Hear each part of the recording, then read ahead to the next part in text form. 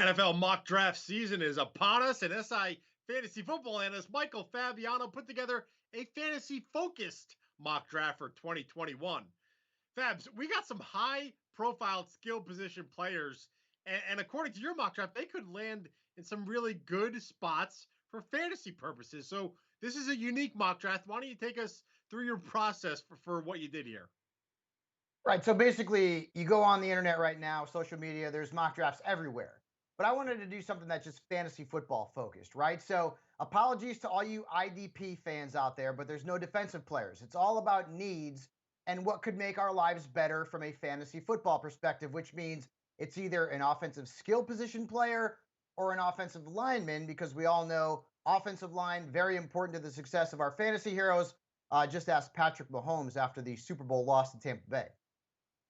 All right, so let's focus on four players today. We got the Miami Dolphins with the number 3 pick. They also have another pick in the first round, but who do you have them pinned to at that third overall spot?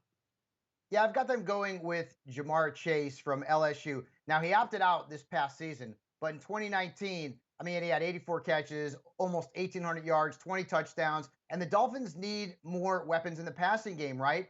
He could end up being the number one wide receiver. He'll start opposite Devontae Parker. You got Mike Gesicki. And all of this is also good news for Tua Tagovailoa, Bill, because he doesn't really have a lot of established weapons there in Miami. You add this rookie who is absolutely explosive. And we all know LSU has produced some pretty good wide receivers in the National Football League in the last decade or so. So I like the fit. LSU certainly has a ton of wide receivers. Justin Jefferson comes to mind as the latest LSU rookie wide receiver to have a big year in the NFL. Let's go over to the 6th pick. The Philadelphia Eagles have been in the news a lot. They just traded away Carson Wentz. We don't know if Jalen Hurts will be their starting quarterback. Some think that they might draft a quarterback at this 6th spot, but what do you think? Well, that would depress me because I really like Jalen Hurts. So I'm projecting that Hurts will be the quarterback. And Alshon Jeffrey won't be with the team, and Deshaun Jackson won't be with the team, and Zach Ertz won't be with the team, which means they need pass catchers. And that means Devonta Smith would be a really nice fit at the 6th overall pick. He's coming off the season that was just absolutely huge, almost 120 catches, over 1,800 yards, 23 touchdowns in his last year there with the Crimson Tide. And if you put him in the offense with Jalen Hurts and Dallas Goddard and Jalen Rager and Miles Sanders, suddenly you got something there. So Smith would be a welcome addition to the city of brotherly love. And because the target share could be there even as a rookie, he'd certainly have some redraft value. So the reigning Heisman Trophy winner going to the Eagles with the 6th pick. Let's go back to South Beach. The Dolphins are on the clock again with the 18th pick. Who are they grabbing this time? Yeah, they've got a lot of draft capital. And I am going to go with a running back. And it's Travis Etienne. And this is no disrespect to Miles Gaskin, who put up really good numbers, but Etienne's a game changer. I mean, look at his numbers in college. He combined 78 total touchdowns. He caught 85 passes over his final 27 games. This guy could end up being a strong RB2 flex as a rookie, maybe even more. I would expect if he does end up in South Beach that he could share some of the workload at the start of the season with Miles Gaskin, but Etienne is an absolute beast. This guy can do it all. And again, Miami needs playmakers on the offensive side of the football. So why not give Tua Tagovailoa two, including a running back with a pretty high ceiling in terms of his career in the National Football League? Dolphins have a lot of draft capital. So do the New York Jets. Their 2nd pick in the first round comes at number 23. Who are they grabbing there? I like Najee Harris. And the Jets have all kinds of leads on the offensive side of the football, right? They could go after a quarterback with the 7th overall pick. Maybe it's going to be Zach Wilson. Maybe it's going to be Justin Fields. Time will tell. It looks like Sam Darnold's time in New York is over.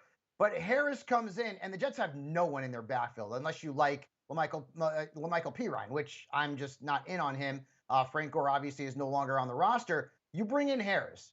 This guy has caught 70 passes and had almost 730 yards receiving in his final 2 seasons at Alabama.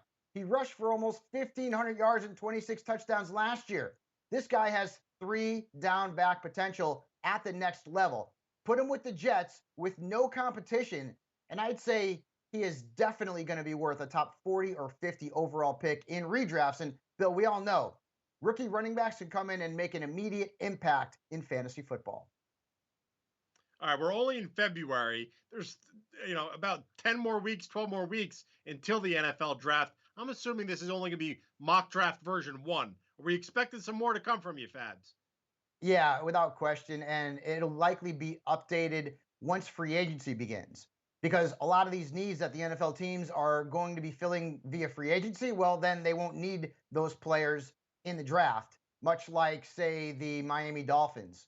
If they go out and sign a wide receiver, maybe they're not going to go after a Jamar Chase. So I will certainly be updating this as we get closer and closer to the NFL draft. And once again, certainly after the free agency frenzy, which is going to begin in about a month. All right, there's plenty to look forward to. And as we say here at Sports Illustrated, when it comes to fantasy football, there's no off season. Michael Fabiano, great stuff as always. Check out more of his excellent analysis by heading on over to si.com/fantasy.